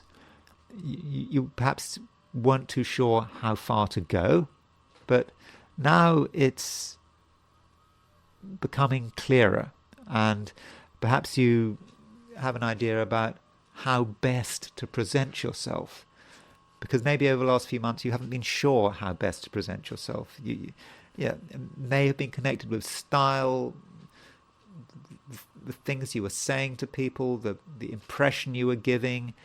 There may have been a little bit of uncertainty there, but with Saturn going direct, I think there is a greater conviction that you are creating the right impression. And there's also, it's not just about Saturn going stationary direct. We also have a full moon. So this full moon is in Taurus, and So we've got the moon conjunct Uranus in Taurus and its opposition of the sun. So moon opposition sun, that is a definition of a full moon. So that moon in Taurus means that to an extent you can start to articulate what you want, and I think that people are going to listen to you. And it's very important in terms of what you're saying, not just to other people, but in fact what you're saying to yourself. But you just try to keep it simple. You don't want to make things too complicated. And progress is going to be best achieved in a step-by-step way. Now that could be difficult because the moon is conjunct Uranus. There is a sense that at the moment that gradual change is impossible. You can only have dramatic revolutionary change. And the idea that you cannot have a step-by-step revolution. Well, maybe you can. But you've got to be very persistent about it. You've got to say, oh, something needs to change. And then you just go and do it. But moon conjunct Uranus is full moon. It may have some impact on traveling. So I don't know how much traveling you do, and I'm not just talking about long distance traveling. In fact, I'm specifically talking about short distance traveling. Over the next couple of weeks, there may be issues about traveling and how you travel. So do you travel by car? Do you travel by bus? Do you travel by bicycle? Whatever means you use to travel on a sort of a day-to-day basis. Today and over the next couple of weeks, it may change in some way. There may be things that are disruptive. I mean, I suppose you need to make sure that, I don't know, if you're driving, you drive carefully, that your car's in good working order, that kind of thing could be important. But it might also be, the method of travel might change, the routes you use might change. So if you've been traveling a journey day in, day out, it's possible that journey with this full moon conjunct Uranus may experience some alterations, or you may decide that a particular route doesn't work anymore, and so that might be how the full moon works. The full moon might also have an impact on the people around you, people like neighbors, people you see every day but maybe you don't always talk to. So the full moon can bring changes there. There could be changes in terms of your relationship with your immediate neighbors. The changes could be bad. They could be good. But if, in terms of looking at your neighbors, ask yourself what might go wrong. Try and consider how something might go wrong. How you might have an argument with your neighbor. What might be a cause of dispute, and so you can perhaps think about it before it happens. So I don't know, you may know that, for example, that you and your neighbour disagree about something, but nothing has been said, and perhaps you can now address the issue. You can perhaps talk to your neighbour, and that might be something you can do, or perhaps you can just remove the obstacle. You just come to an agreement. So do try to consider how you and other people might disagree in the near future, and what might cause you to have an argument. And rather than just wait for the argument to happen, just take action, be friendly, be sympathetic in that sort of Pisces way. So in that way, you can make things easier for everyone. So Pisces, it's a day when I think that you can, stabilize things, and also be aware of how you come across. And you've had some indecision over the last few months, but with Saturn going stationary direct, I think that you can come over in a sort of more clear and decisive way. And those are the 12 signs. And now I want to look at Friday from the viewpoint of the I Ching. So I asked the question, what is Friday going to be like for those watching the I Ching section of this video? And the first hexagram I got was hexagram number 52, which is keeping still. So keeping still, with this hexagram, we see 2 trigrams repeated. Each trigram represents sort of a mountain, so mountain over mountain, if you like, sort of a hill, 2 hills. There you've got sort of a unbroken line with with supports, and that repeated. So this is perhaps advising us not to panic, not to do anything, at least not to do anything dramatic. And perhaps we can see this in terms of a background of what's happening astrologically. So, astrologically, we have this full moon coming up, and it's conjunct Uranus, and it seems very dramatic, and people have been talking about it. Astrologers have been putting out their videos and, talking about all the changes it can bring. And with keeping still, the image here is, we shouldn't do anything. And the image it gives is of perhaps a village or a country being invaded. But if we just keep still, just nothing happens. It all goes past us. So, isn't it like in that film Jurassic Park? I did see Jurassic Park a couple of times. Wasn't there that situation where these children, were people trying to escape from a dinosaur, and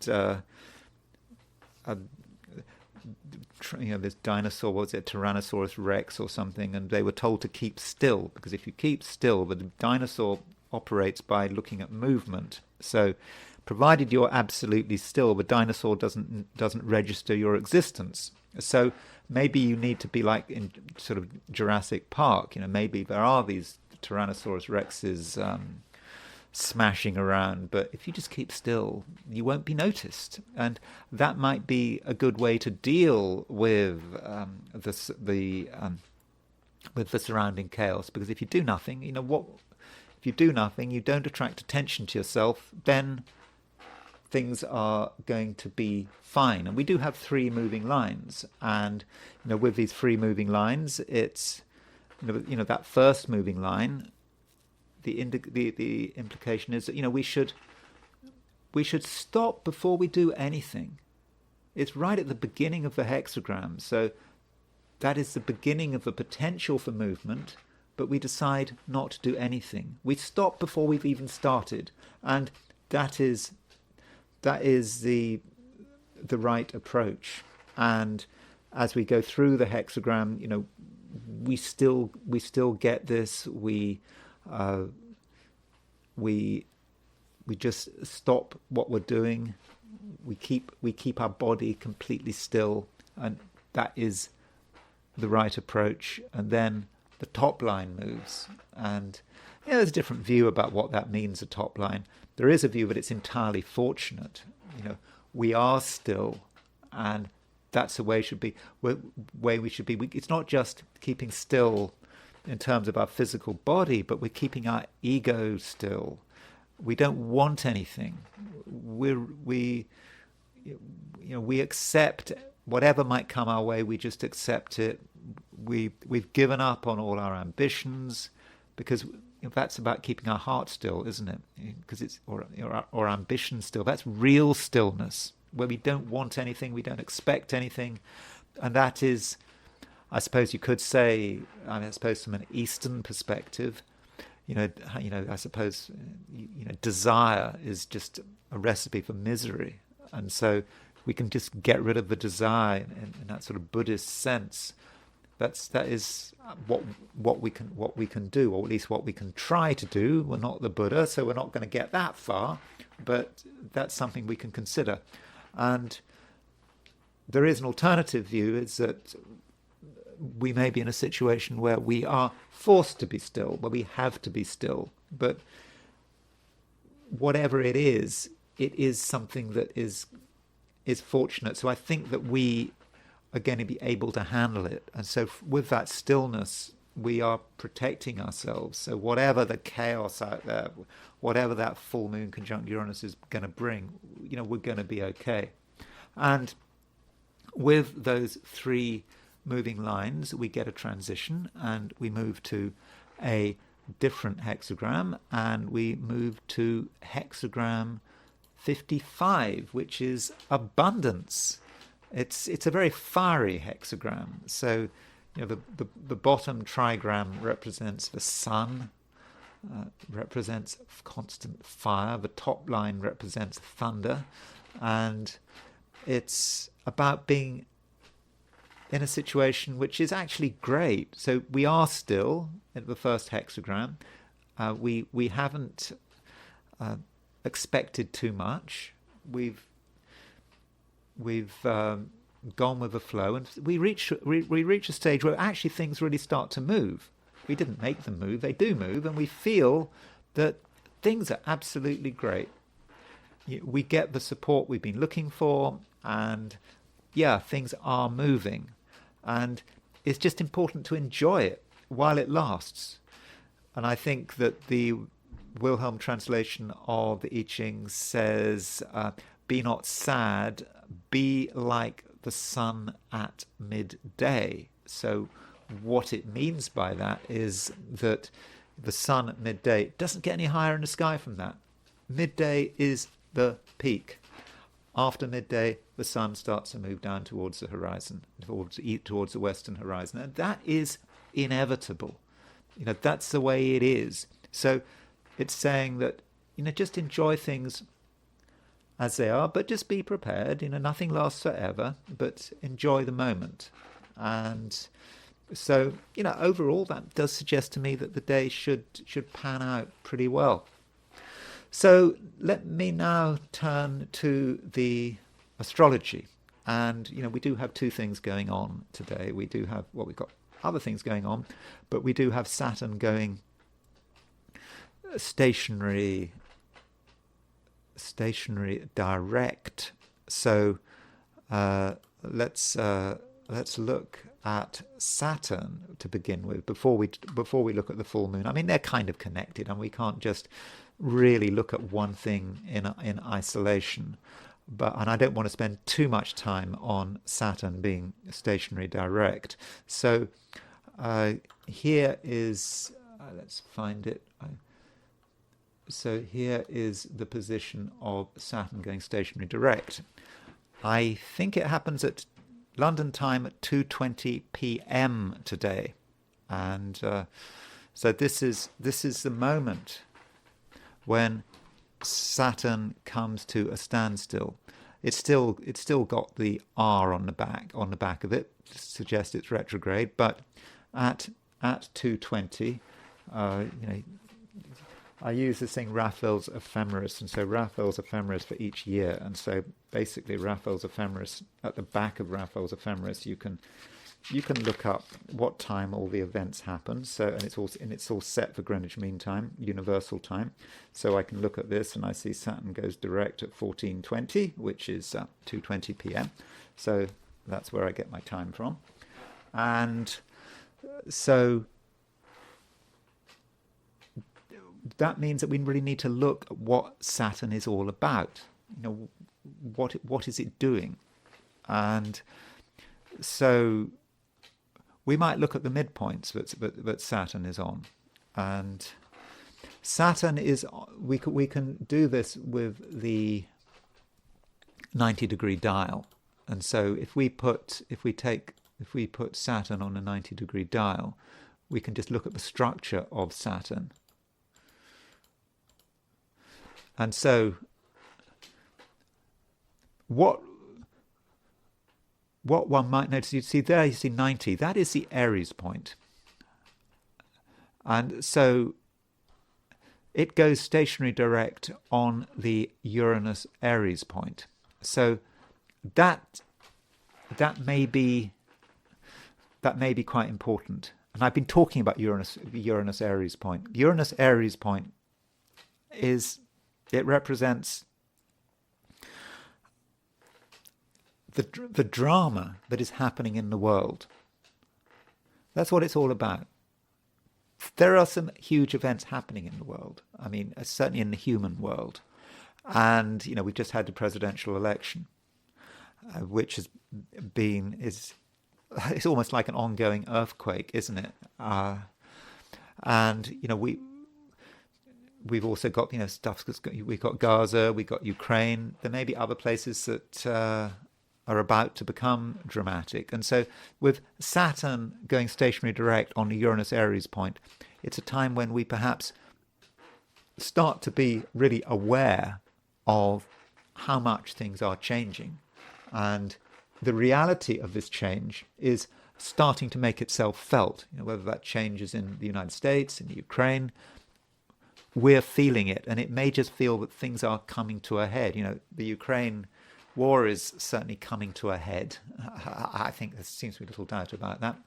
The evidence seems to be that the Ukrainian defences are slowly starting to disintegrate. I mean, even rapidly starting to disintegrate. So the situation in Ukraine is moving from bad to worse. I know it doesn't seem as if anything is happening, but the Western media is starting to report that, and so we may expect the reality of the Ukraine situation to make itself felt pretty soon. I mean, it's being felt in some quarters, but not universally. And of course, we've got the reality of the election. So that could be how Saturn on the Uranus midheaven line is feels itself to be. And Saturn is also on the Zeus-Pluto midpoint. So Zeus is the planet of potentially violent gunshots, explosions, Pluto, the drama there. So I think there is a sense in which some of us actually are quite traumatized and freaked out with this Saturn going stationary direct. And I have set this chart for Westminster. And so the ascendant and midheaven, of course, they vary depending on where you are, but it's also interesting that the ascendant and midheaven and the Aries point set for Westminster link up with Uranus. So Uranus ascendant, Uranus midheaven, and the Uranus Aries midpoint. It's all hit by Saturn. So in fact, if we look at this chart, go look at the original chart I was showing you. This is Saturn's stationary direct set for Westminster, and you can see that the ascendant is exactly at 0 degrees Aries, and so Saturn is just on the Aries Uranus mid, but it's aspecting the Aries. Well, in fact, you can see it. Can you? No, it's an aspect that's not immediately clear, but you can see that Saturn is making a sort of a semi-square to this point. So it's making a semi-square to the ascendant Uranus midpoint. Is that right? Let me just have a look at that again. So this is all hitting the UK. So Saturn on the ascendant Uranus midpoint, Saturn on the Uranus midheaven midpoint, and Saturn on the Aries Uranus midpoint. So I think in terms of the UK and what's happening in the UK, I think that there are going to be further developments. We've just had the budget, but I don't think that with Saturn going stationary direct, Britain is a particularly happy place to be, and there may be events which the government find it quite difficult to deal with in the last half of November. Well, I mean, it's happening at the moment. I mean, I don't know. This might be to do with civil order, disorder. It could be about the UK's active participation in its proxy war against Ukraine, and it could just be about turmoil and what Britain has been experiencing. So I don't think that Saturn stationary direct is particularly great for the UK. But as I said, I didn't want to spend too much time on Saturn with Saturn going stationary direct. But I think for all of us, regardless of what country it is, I think it's about dealing with the fact that the world is changing fast, and I think many of us actually being quite freaked out by it. Turning to the full moon, and So this is a chart of a full moon. Again, it's set for Westminster, but I wanted to sort of begin by just looking at it without reference to place. And so this full moon is conjunct Uranus. And so we've got moon conjunct Uranus, opposition to sun. Now, the moon and Uranus, they're reasonably close to Algol. That's true. And so Algol is about sort of bad things happening. The Algol, is the Medusa's head, the head of a demon. It's also often connected with evil events, but it's not exact. Uranus is some way away from Algol. I mean, to be precise, it's how far is Uranus from Algol? Uranus is 1 degree and 14 minutes from Algol. So it's not exact. It's not exact like it was, for example, when there was an attempted assassination on Donald Trump on July the 13th. But there is perhaps a certain amount of evil in the air with that moon conjunct Uranus, and the sense that dramatic things could happen.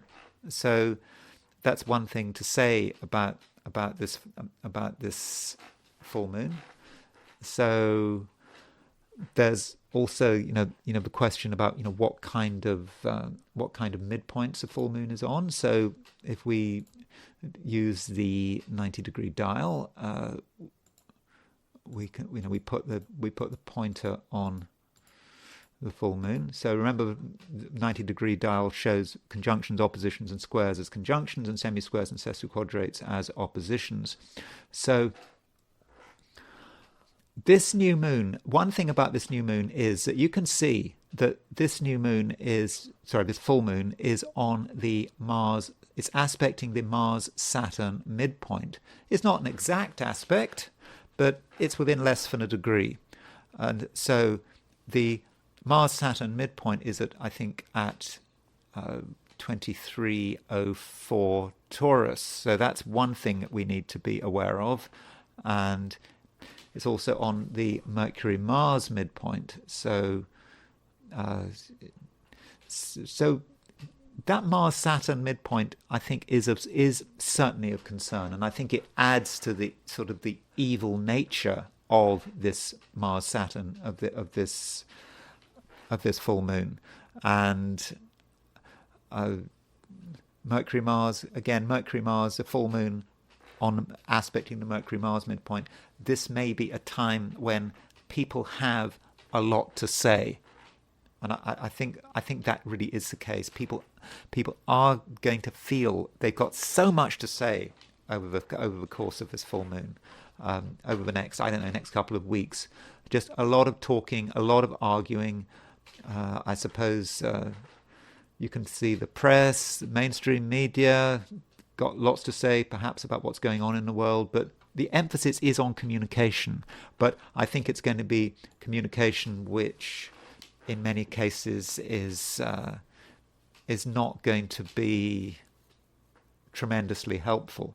But as far as the Mars-Saturn midpoint, you can see this. So there is Mars, there is Saturn. So full moon right across Mars-Saturn. You can see it's directly linked there. So yeah, I think this full moon is problematic. I don't think anything good will come of this full moon. I think it's because of that connection. It's not just the fact that the full moon is conjunct Uranus. I think that it's also the fact that it's on the Mars-Saturn midpoint, and it is directly on the Mars-Saturn midpoint. Now, even though I've said, the evil nature of this full moon, I don't think it's a particularly fortunate full moon. In general, full moons tend to be less fortunate than new moons. Some people are going to be more influenced by it than others. Most of us are not going to be affected by this full moon. I mean, I know we have this sense of drama, but I don't think this full moon is necessarily a super big deal. You can see that this full moon is a long way from the nodes. We're not talking about an eclipse here, so that's not an issue. So, there are limits. There are limits to its power, but it might be useful to think about where on Earth. So let's do sort of some astrocartography on this full moon. So let's.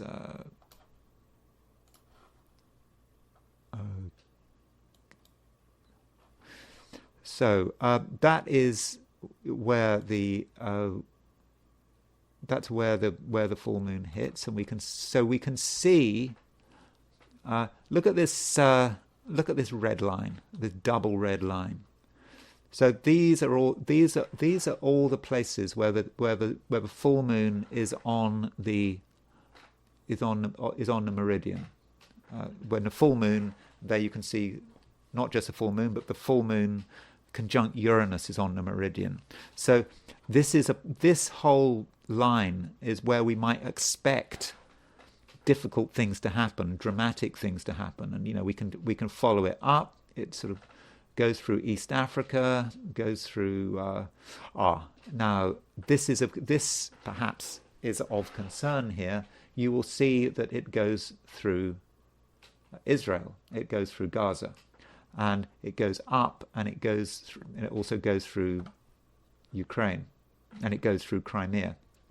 And I will be talking about the Crimea and the Kerch Bridge, and perhaps what we might perhaps expect in that region. But it's difficult to say, you've got a full moon, it's going to affect Ukraine, it's going to affect Gaza. The thing is, there's always something going on in Gaza and Ukraine. So if I say that something big is going to happen in Ukraine or in Gaza, well, in a sense, I'm talking the obvious, aren't I? So perhaps this just confirms what we already know. But I mean, I can point it out. You can sort of read into it what you like. Now, this full moon does also, let me move this across, because I think it actually hits Japan. So you can see that there is sun, at the time of that full moon, the sun will be on the ascendant, and the moon will be on the descendant, and the Uranus will be, there'll be the moon-Uranus conjunction on the descendant going through Tokyo. So Japan might be somewhere that we need to look at. So let's look at some charts. Oh, also this full moon does of course go pretty close through Washington D.C. So you can see that these are all the places that the moon-Uranus conjunction is on the ascendant, and you can see that goes through the northeastern United States. So let's look at some charts of these. Let's relocate. So here is the full moon relocated to Washington D.C. So if we relocate the full moon to Washington D.C., we can see that there is a moon conjunct. The moon is conjunct Uranus. So obviously the moon is always conjunct Uranus, but the moon is conjunct Uranus, conjunct the ascendant. It's not exactly conjunct the ascendant, but Pluto is on the midheaven, and so I suppose the midheaven represents government, and so there is turmoil here. A big change has happened, and we got Mars conjunct the IC. Now, it may well be, though, that this full moon is a lagging indicator. By that I mean there is a view that full moons can happen, or they can express themselves before they happen. So we had Donald Trump winning the election, and maybe we could see Donald Trump's election win on November the 5th in the November the 15th full moon, which happened 10 days after the election. I mean, that might seem counterintuitive, perhaps because we have a sort of a rather linear view of time, but of course time moves in both ways. And so maybe the full moon on November the 15th is actually talking about things that have already happened. It's talking about Trump's election victory and the massive change in terms of the government. And this is not a chart I looked at when I was forecasting Trump's victory. Maybe I should have looked at this chart. But I think what some people have done is they've looked at this full moon and they've seen this as being evidence that after Trump's election victory, there is going to be turmoil and chaos in the United States. And that may well be true, but maybe we've actually already had the turmoil and chaos, and this may just be a lagging indicator. I mean, I'm not saying that full moons are always lagging indicators, but we just need to consider that possibility. So that's the US. So as far as Japan is concerned, so this is the full moon set for Tokyo, and so set for Tokyo, we have Sun on the ascendant, and we have the moon Uranus conjunction on the descendant. Now, you could say, oh, you think of Japan and you think of earthquakes. I mean, that is one view. But, with earthquakes, it's normally Uranus is on the IC, or on the MCIC is more of the earthquake axis. I'm not saying it can't happen on the ascendant. So I suppose perhaps there's an elevated risk of earthquakes in Japan, but it may be just something else in Japan. There are many different things that happen in Japan, and it's not just earthquakes. It may be to do with the government. It may be a particular event in Tokyo. I mean, it is the capital of the country, and this full moon certainly impacts the whole of the country. I mean, let me just show you that in terms of the astromat. Let me just put Japan on the. If it's there, where's Japan gone? There's Japan.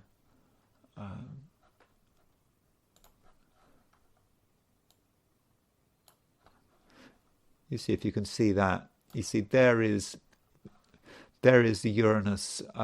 There's all the places where Uranus is opposite the descendant, and all the places where there's the full moon. You can see that these yellow lines go right through Japan. It's not just Tokyo. I mean, the Uranus opposition of the descendant line goes exactly through Tokyo. So over the next couple of weeks, Tokyo and Japan in general is certainly an area to watch for, and also Ukraine. Again, everything always happens in Ukraine because there's so much going on there. But if we do set the chart for Ukraine, we do have a Moon Uranus conjunction on the midheaven, and the Sun is quite close to the IC, so there could be events there, and we can actually put up a map of, in terms of changing the map to from Japan to Ukraine.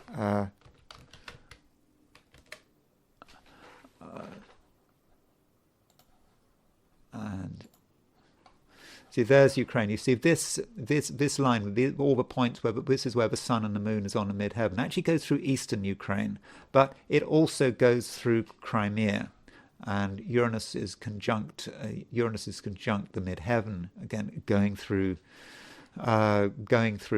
Ukraine, and there is the Kerch Bridge, which the Kerch Bridge is a major target for the Ukrainians. I mean, the Kerch Bridge is not used for military purposes now.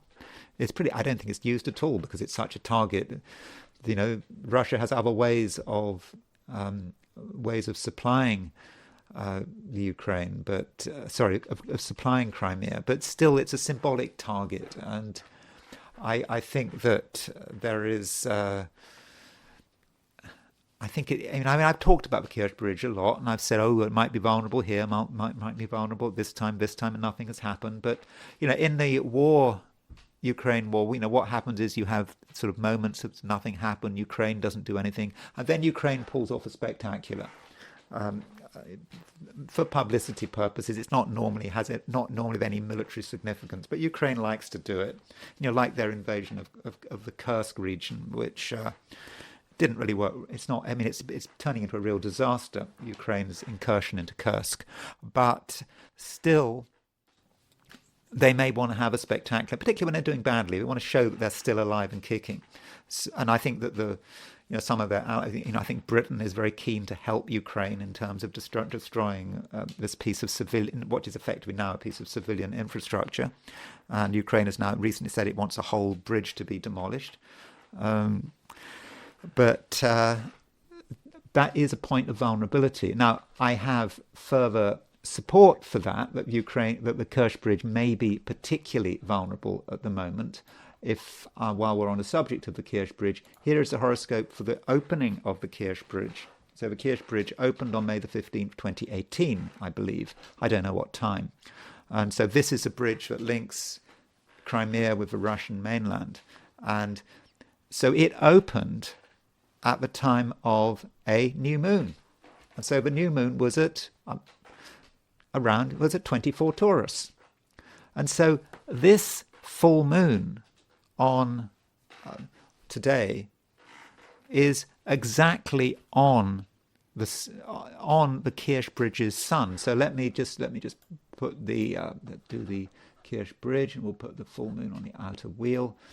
So here's a new moon, the Kerch Bridge's new moon, and then this Uranus is pretty close to the Kerch Bridge's sun, pretty close to the new moon in general. So we have a full moon on the Kerch Bridge's new moon.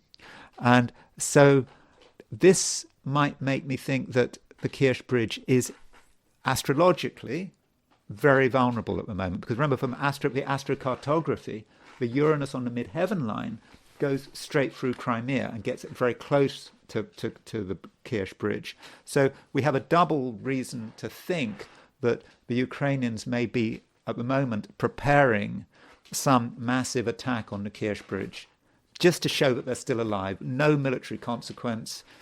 It's just destroying civilian infrastructure for the sake of it. I mean, I don't know. It's a big bridge. I don't know how much damage they can do with one attack. But I would not be surprised, given the astrology of the situation, that the Kerch Bridge might, at the moment, be a major target. And perhaps today, but it could be over the next couple of weeks, that this may be something that the Ukrainian military is thinking about. So I don't know whether the Russians are aware of this astrologically. I suppose they always have. They're probably thinking that they have to protect the Kerch Bridge all the time. But I suppose if you were a Ukrainian military planner and you looked at the astrology of the Kerch Bridge, you might say, well, now is a good time to attack it. But then perhaps the Russians need to be aware of that as well, because it's of no military significance. Then we have Gaza. So if we take the new moon, and that's the Kerch Bridge, and then there's our full moon. But let's relocate this chart to Gaza, and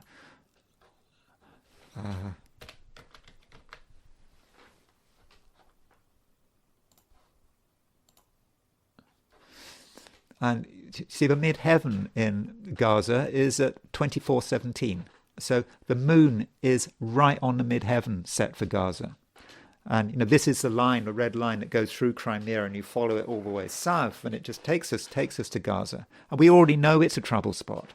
So with the moon conjunct Uranus, conjunct the midheaven, and the full moon right across the MCIC axis, I think this is certainly an area where we already know that bad things are happening in Gaza, but things could happen that even by the standards of the last year might be unexpected and surprising, and they could be quite destructive, I think. So it's not over yet. I mean, I suppose you could say, oh well, this is going to be peace in Gaza, but that doesn't look like peace to me. I mean, that does look a little difficult. Now, as far as Donald Trump is concerned, I have the sense that some people seem to be worried about Donald Trump still. I mean, people are worried for different reasons. I mean, some people on the left are worried about Donald Trump coming to power.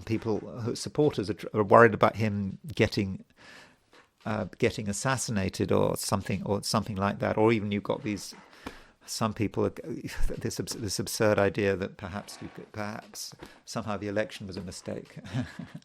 The election wasn't a mistake. I mean, Trump is going to be president. If he's not going to be president, then J.D. Vance is going to be president. If both of them get killed in the same at once, then Mike Johnson will become president. I mean, so. I mean, the election result has happened, but still, remind you of this horary I did. Someone asked, "Will Trump be president in January?" I was asked this horary just as a background before I look at the full moon, and I thought that this was a fairly straightforward chart. The moon is, I took Trump as possibly being Jupiter.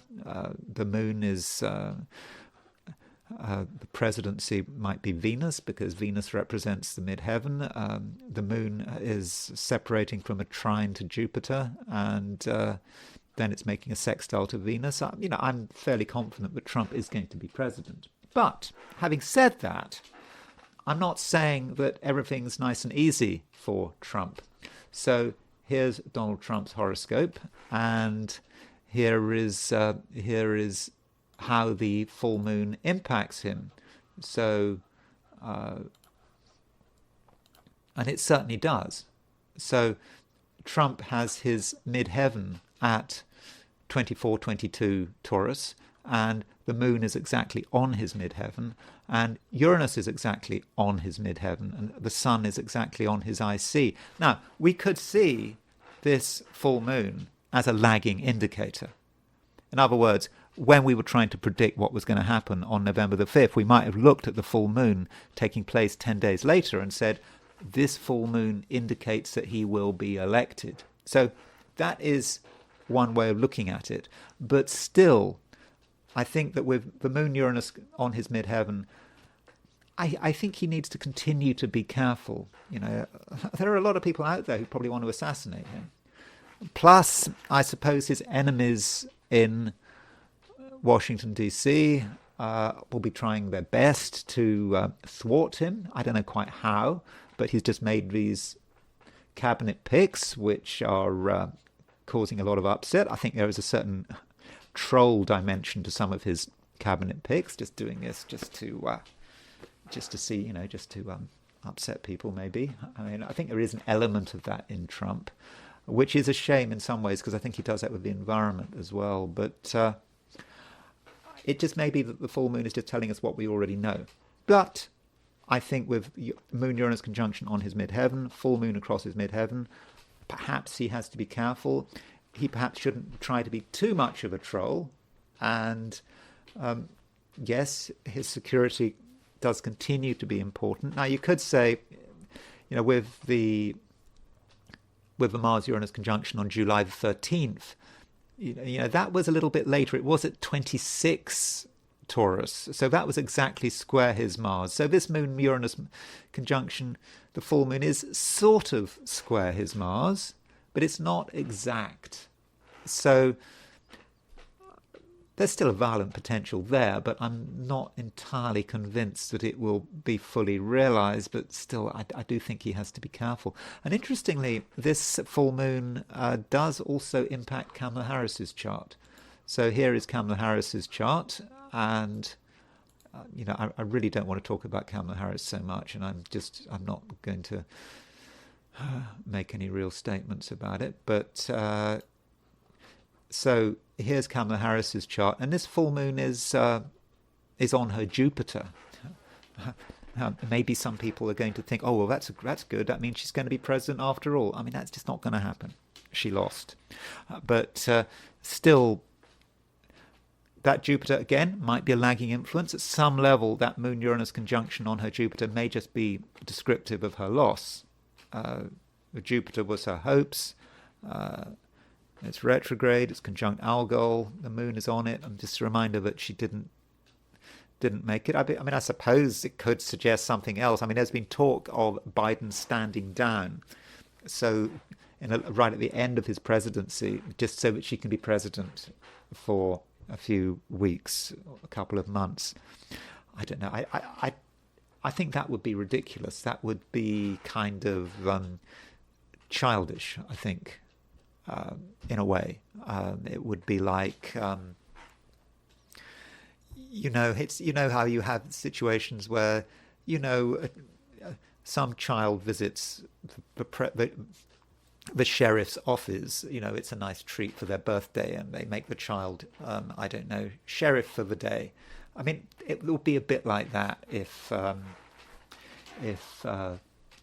Kamala were to become president. It would just be to make her happy, to look good. It would not be genuine, and it might make some liberals happy, and it might be a nice gesture. But I don't think Biden's going to do. I mean, logically, astrology aside, Biden's not going to do that. As far as I can see, Biden and Jill Biden, they can't stand Kamala Harris. So I don't think that's going to happen. But I suppose if you want to be super optimistic, you could interpret like that. But I think that I don't think anything too good can happen with that logically. But there may be something going on relating to that full moon on her Jupiter. I suppose you could say she becomes president, but I think when you make astrological forecasts, you kind of have to work in the realm of what is possible.